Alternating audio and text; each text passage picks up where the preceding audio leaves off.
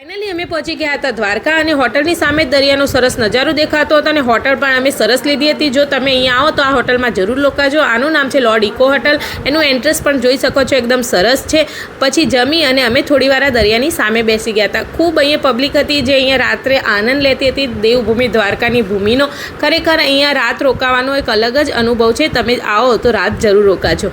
દરિયો પણ સરસ ઠંડી હવા આપતો હતો અને પછી અમે દ્વારકાની નાની મોટી ગલીમાં ફર્યા. અહીંયા ઓલમોસ્ટ દુકાનો બંધ હતી.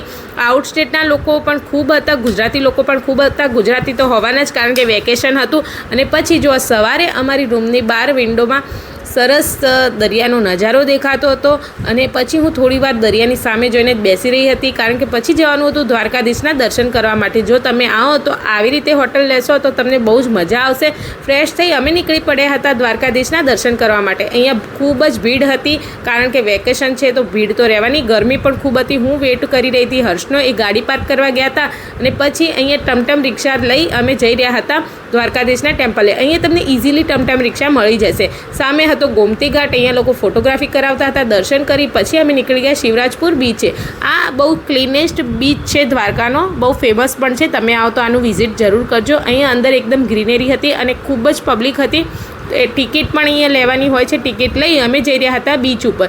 બીચ ઉપર જઈ અમે થોડા ઘણા વિડીયો લીધા, મસ્તી કરી અને પછી અમે જઈ રહ્યા હતા ઓખા.